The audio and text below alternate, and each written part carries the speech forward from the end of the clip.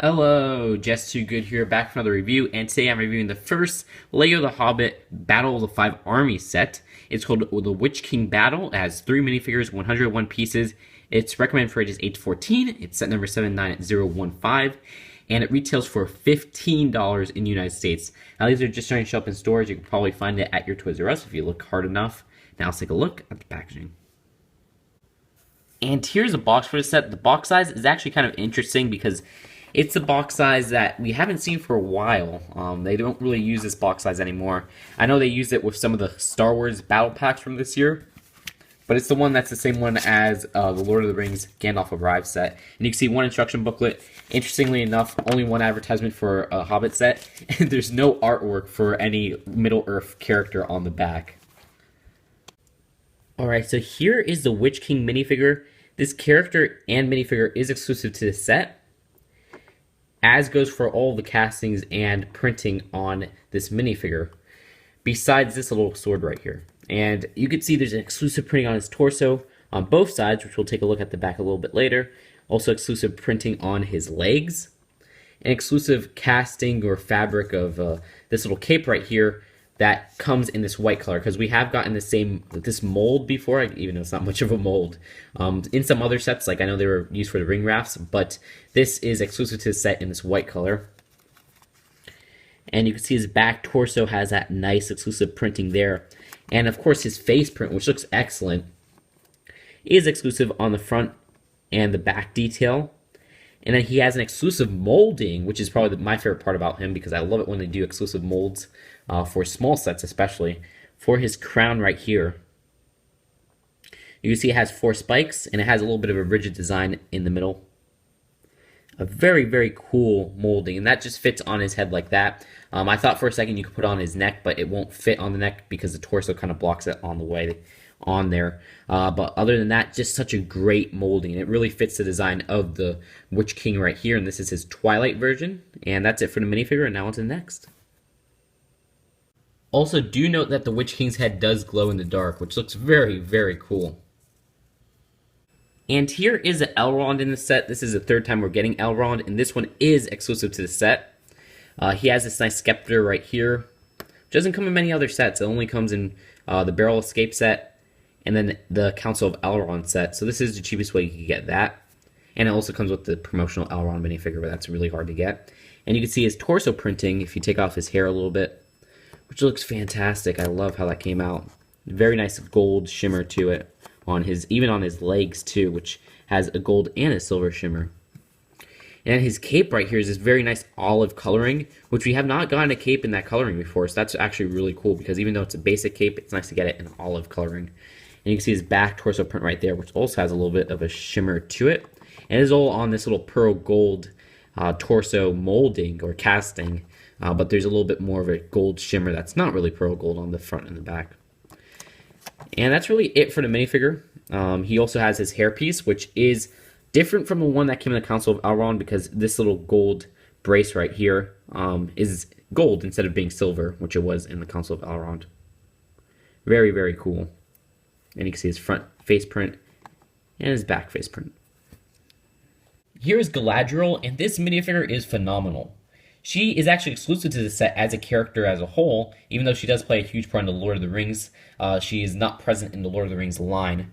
She has her accessory right here, which is the Light of Arendelle. I think that's how you pronounce it, which is the same one that Samwise uses in the Shelob Attack set from 2012. And she has some great printing on her torso and leg piece right here, which is more of a dress piece, where both of them have this kind of shimmer to them. It's like a silver shimmer. Doesn't show up too well on the camera, but in real life it's very, very cool. It's a lot like what's found on her cape right here, which you can see her cape has a little bit of shimmer too. It's the same material that's used on the Vitruvius cape from the Lego movie. And that doesn't carry on to the back though, it's only on the inside of the cape. But you can see her hairpiece, which I just took off, is very cool too, because it has an exclusive kind of casting on it, with this hair coloring being this caramel color. But it's the same molding found on Elrond. And this top part right here, which is like a hair braid or whatnot, or a hair kind of guard right there, that coloring is silver, which is really cool. And you can see on the inside right there. Very, very cool piece. And back to her, you can see her facial expression. She has a very shocked or kind of a mystical face. I think that's when in Lord of the Rings she kind of blows up with that face, like she starts chanting stuff. Correct me if I'm wrong there. I think that was at the Council of Elrond. I'm not sure if I'm totally off there. And then you can see her facial expression on the back right there. It's always nice to get female characters in the Middle Earth line. I mean, all we really have is Tauriel and Arwen from the Lord of the Rings line. And you can see the back torso print right there. So overall, very, very detailed minifigure. Very, very cool. And I'm glad that we finally got Galadriel in the LEGO Middle Earth line. And here's the little battlefield itself. There's lots of little details for this $15 build. It's not like the most elaborate, huge build out there, but it is a $15 set. So it's basically what you'd expect, but just with a little bit extra detailing. Because they did put a lot of detail and work into this little build, which I do like how it came out. The backside's right there, and we'll go to the front right now. And then there's some little play features, like there's this little skeleton body that's decapitated popping out, and you load a cylinder right there, push down, and the cylinder will launch really high up. So that's pretty cool. And then right here, there's a little bit of a stud, and you could put the Witch King right here, and move around that part. And he kind of just moves around with his sword, which is a pretty cool play feature because you can make him knock out Elrond by making him touch Elrond's little scepter right there, or scepter, and he just, and you see Elrond knocks over. So that is pretty cute. And that's really it. There's some cool pieces, like there is this little branch piece in that kind of burgundy color on the top right there. That doesn't come in too many sets because it's a fairly new casting for that mold. Also, there's this little vine part in brown, which we've gone a few times, but it's always nice to get that piece. And these little spikes in that kind of light orange color, which we've gone a few times in the Dol Guldur sets from last year. Of course, from Hobbit, Desolation of Smaug. So that's really it for the set. It's not the most elaborate build out there, but it does have lots of cool little play features and some nice detailing. Also, you could take apart the set fairly easily or split it in half, because this side right here is connected by these two pegs right there.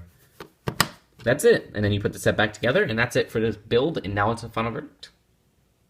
Overall, honestly, this is the best LEGO Hobbit set to come out since the first wave. The past two waves, they had kind of their blunders. There were some pretty good sets, but this is just a phenomenal set. It's almost perfect, really. The price is $15, and it's 101 pieces, which is kind of bad, and the build isn't anything too extravagant, but the 3 minifigures are amazing. You get 3 exclusive minifigures and 2 exclusive characters. So that's just great, and you get a new mold right here with the Witch King crown. And you get some rare pieces like these little leaves right here, the scepter, and of course all the new prints on all the minifigures. So I do rate this set an A. I think if you're a LEGO Hobbit fan, of course you're going to have to get this, or even a LEGO Lord of the Rings fan, because we've never gotten a Galadriel before, and we never got a Witch King before, and those are 2 essential characters to the Lord of the Rings storyline. And it's great to get these minifigures in a cheap set. So that's it for this review, and I'll see you guys later. Bye.